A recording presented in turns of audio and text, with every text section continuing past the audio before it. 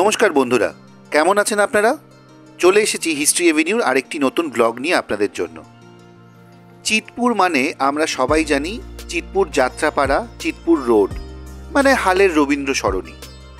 বহু মানুষের এই ভুল ধারণাটি আছে চিতপুর মানে ওই জায়গাটি।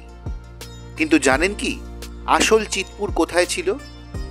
1400 বছরের ইতিহাস লুকিয়ে এই চিতপুরে। ডাকাতের পুজো বলতে প্রথমেই যেটা মাথায় আসে সেটা হলো কালী পুজো। কিন্তু কখনো শুনেছেন কি ডাকাতের দুর্গা পুজো? হ্যাঁ, সেটা জানার জন্যই সকাল সকাল চলে এলাম উত্তর কলকাতার কাশীপুর চিতপুর অঞ্চলে। 1495 খ্রিস্টাব্দে বিপ্রদাস পিপলাইয়ের মনসামঙ্গল কাব্যে যেসব জায়গার কথা বলা আছে বর্তমান কলকাতা শহরের আশেপাশে, তার মধ্যে একটি নাম পাওয়া যায় চিত্রপুর, লোকমুখে চিতপুর। চিতপুরের ইতিহাস বেশ প্রাচীন। 7ম শতাব্দীতে বৌদ্ধ ভিক্ষু ও চৈনিক পরিব্রাজক হিউয়েনসাংয়ের লেখাতেও এর উল্লেখ রয়েছে। চলুন খুঁজে দেখি সেই ইতিহাস। আমি সায়ন, আর আমার সঙ্গে পিনাকি। স্কিপ না করে পুরো ভিডিওটি দেখার অনুরোধ রইল। সে সময় কলকাতা শহরের অধিকাংশ জায়গায় ছিল গভীর জঙ্গল। জঙ্গলে বাঘ ও হিংস্র জন্তুর সাথে ছিল ভয়ঙ্কর সব ডাকাত। কলকাতার এরকমই এক ভয়ঙ্কর ডাকাত চিতের ডেরা ছিল জঙ্গলে ঘেরা চিত্রপুর বা চিতপুর গ্রামে, যে জমিদার ধনী ব্যবসায়ীদের কাছ থেকে ধন সম্পদ লুট করে গরিব প্রজাদের মধ্যে বিলিয়ে দিত। চিতে ডাকাতের সময়কাল নিয়ে অনেক বিতর্ক রয়েছে অনেক কাহিনীও। চৈনিক পরিব্রাজক ও বৌদ্ধ ভিক্ষু হিউয়েনসাং 638 খ্রিস্টাব্দে বাংলায় এসেছিলেন। বছর দুতিনেক তিনি বাংলার বিভিন্ন জায়গা ঘুরে সমতট অধুনা দক্ষিণ বাংলাদেশ হয়ে ফিরে গেছিলেন। 638 থেকে 640 খ্রিস্টাব্দে তিনি গঙ্গা দিয়ে যাওয়ার সময় চিতে ডাকাতের কবলে পড়েন। ওনাকে এবং ওনার সহযাত্রীদের ধরে এনে লুটপাট করে নরবলি দেওয়ার আয়োজন করে চিতে ডাকাত। হিউয়েনসাং নিজে অলৌকিক ক্ষমতায় রক্ষা পান। তখনও চিতে ডাকাত পাননি চিত্তেশ্বরী দুর্গা। হিউয়েনসাংয়ের তথ্য অনুসারে চিতে ডাকাতের সময়কাল 7ম শতাব্দী বা 7th সেঞ্চুরি। প্রথমেই বলেছিলাম ডাকাতকালীর কথা আমরা শুনে থাকলেও ডাকাতের দুর্গাপুজো শোনা যায়নি। চিতে ডাকাত এক রাতে স্বপ্নাদেশ পেয়ে সকালবেলায় তার দলবল নিয়ে গঙ্গা পাড়ে গিয়ে দেখেন স্বপ্নাদেশ মতো এক বিশাল নিমকাঠ ভেসে এসেছে গঙ্গায়, এবং স্বপ্নাদেশ অনুযায়ী এক শিল্পী এসে তৈরি করেন দশভুজা দুর্গামূর্তি এবং সিংহের মুখ ঘোড়ার মতো। কারণ তৎকালীন এবং তারও অনেক শতক পরে বাংলার শিল্পীদের জানা ছিল না সিংহ সঠিক কেমন দেখতে, কিন্তু তারা রাজাদের ঘোড়া দেখেছে। ঘোড়া তাদের কাছে শক্তির বাহন, তাই তারা সিংহের মুখ ঘোড়ার মতনই করতেন। যাই হোক, চিতে ডাকাত দুর্গার পুজো করেন, সাথে ডাকাতি নরবলি চলতে থাকে। গ্রামের লোকের মুখে মুখে ছড়িয়ে পড়ে সে পুজোর কথা। কিন্তু চিতে ডাকাতের ভয়ে কেউ জানতো না কোথায় তার সঠিক আস্তানা বা পুজো কোথায় করে। জনশ্রুতি ও ইতিহাসবিদদের মতে গভীর জঙ্গলে ভরা এই গ্রাম চিতে ডাকাত বা চিত্তেশ্বর বা চিত্রেশ্বর রায় এবং তার নিমকাঠের দুর্গা প্রতিমা পরিচিতি পায় দেবী চিত্তেশ্বরী রূপে, এবং চিতে ডাকাত বা তার দেবী চিত্তেশ্বরী থেকেই চিত্রপুর বা চিতপুর নাম। চিতপুর গ্রাম বিস্তৃত ছিল বরানগর থেকে বাগবাজার পর্যন্ত। শোনা যায় দেবীর স্বপ্নাদেশ মতো দেবী মূর্তির সাথে একই নিমকাঠে বাঘের মূর্তি করে তার পুজো করত চিতে ডাকাত। কারণ ডাকাতির পাশাপাশি বাঘের সাথে লড়াই করেও বাঁচতে হতো তাদের। একদিন চিতে ডাকাত চিরতরে হারিয়ে যায়। সে কোথায় চলে গেছে বা কিভাবে মারা গেছে এখনো পর্যন্ত সঠিক তথ্য পাওয়া যায় না। চিতে ডাকাতের কাল ফুরোলে বহু শতক ধরে দেবী চিত্তেশ্বরীও জঙ্গলে পড়ে রইলেন অবহেলায়। তখন ষোড়শ শতক। সন্ন্যাসী নৃসিংহ ব্রহ্মচারী স্বপ্নাদেশ পেয়ে 1586 সালে মূর্তিটি উদ্ধার করে একটি কুঁড়ে ঘরে পুজো শুরু করেন। এলাকার জমিদার মনমোহন ঘোষ পরে মন্দির নির্মাণ করেন। নৃসিংহ ব্রহ্মচারী অবিবাহিত হওয়ায় গুরু শিষ্য পরম্পরায় মন্দিরের সেবার ভার ছিল দীর্ঘকাল। 8ম প্রজন্মের সেবায়িত শ্যামসুন্দর ব্রহ্মচারী বিবাহ করেন। তার 2 কন্যা যদুমণি ও ক্ষেত্রমণি। যদুমণি অবিবাহিত ছিলেন।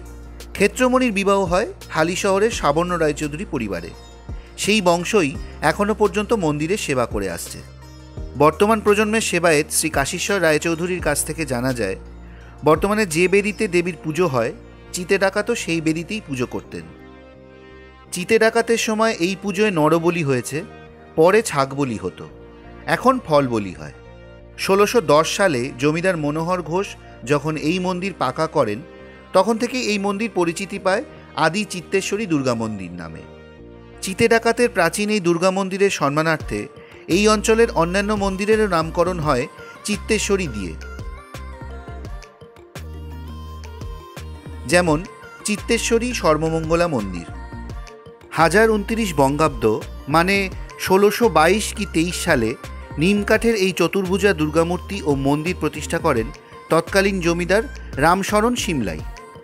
কথিত আছে সাধক রামপ্রসাদ সেন আনুমানিক 1750 কি 60 সাল নাগাদ গঙ্গায় নৌকো করে হালিশহর থেকে কলকাতায় তার কাজের জন্য জমিদার দুর্গাচরণ মিত্রের বাড়িতে আসতেন। সেই সময় তার গান শোনার জন্য দেবী সর্বমঙ্গলা দক্ষিণমুখী থেকে পশ্চিমমুখী হয়েছিলেন। এখনও মূর্তি সেই অবস্থানেই পুজো হয়। এবার চলুন জেনে নিই চিতপুর কাশীপুর হলো কিভাবে। বাংলা তখনও মুঘল সাম্রাজ্যের অধীনে। ব্রিটিশ ইস্ট ইন্ডিয়া কোম্পানি আসার আগেই হুগলির সাথে সাথে চিতপুরের পাশের গ্রাম বরানগরে ডাচ বণিকরা একটি ছোট বন্দর গড়ে তোলেন সপ্তদশ শতকে। সেই ব্যবসায়িক চাহিদায় বহু তাঁতিরা, মূলত মুসলমান তাঁতিদের বসত শুরু হয় গঙ্গার পাড় ধরে, বর্তমানে বাগবাজার ঘাট থেকে বরানগর পর্যন্ত। এরা কাপড়ে কোশি কাজের জন্য বিখ্যাত ছিলেন। কোশি কাজের জন্য তাঁতিদের নাম হয়ে যায় কোশি তাঁতি, তার থেকে কোশিপুর, যা লোকমুখে কাশীপুর। 1717 সালে মুঘল সম্রাট ফারুক শিয়ারের কাছ থেকে ইংরেজরা যে 38টি গ্রামের স্বত্ব লাভ করে তার মধ্যে চিতপুর ছিল অন্যতম। পরবর্তীকালে চিতপুর, টালা, বীরপাড়া ও কালীদহ গ্রামগুলিকে নিয়ে ডিহি চিতপুর গঠিত হয়। চিতপুরের নবাব মোহাম্মদ রেজা খাঁর একটি বাগান বাড়ি এখানে ছিল। দিল্লির মুঘল সম্রাটদের কাছ থেকে ব্রিটিশ ইস্ট ইন্ডিয়া কোম্পানি বাংলার দেওয়ানি লাভের পর কয়েক বছর মোহাম্মদ রেজা খাঁর হাতে বাংলার প্রশাসন পরিচালনার দায়িত্ব ন্যস্ত ছিল। তৎকালীন শাসক শক্তির সঙ্গে ঘনিষ্ঠতার সূত্রেই চিতপুরের নবাব পদে বহাল ছিলেন এবং শাসক শক্তি তাকে প্রথম সারির ব্যক্তিত্বে স্থান দিয়েছিল। ড্যানিশ, ফরাসি ও ডাচ গভর্নররা যথাক্রমে শ্রীরামপুর, চন্দননগর ও চুঁচুড়া থেকে কলকাতায় এলে প্রথানুসারে লাট ভবনে যাওয়ার আগে চিতপুরে খানিকক্ষণ অবস্থান করতেন।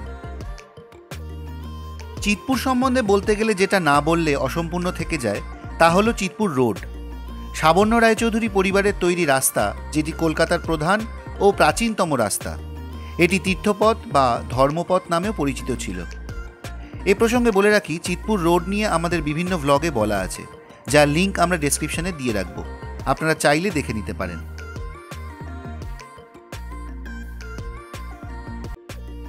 আমাদের আজকের ভ্লগটি আপনাদের কেমন লাগলো কমেন্ট করে জানাবেন। যদি ভালো লাগে একটা লাইক করে দেবেন, আর আমাদের চ্যানেল হিস্ট্রি এভিনিউকে অবশ্যই সাবস্ক্রাইব করে পাশে থাকা বেল আইকনটি প্রেস করে দেবেন। আর হ্যাঁ, আমাদের এই ভ্লগগুলো বেশি করে শেয়ার করবেন, যাতে এরকম ধরনের ইতিহাস আমরা আপনাদের জন্য আরও বেশি করে নিয়ে আসতে পারি। দেখা হচ্ছে খুব শীঘ্রই পরবর্তী ভ্লগে, নতুন কোনো জায়গায় নতুন কোনো ইতিহাসের খোঁজে। সবাই ভালো থাকবেন, সুস্থ থাকবেন। নমস্কার।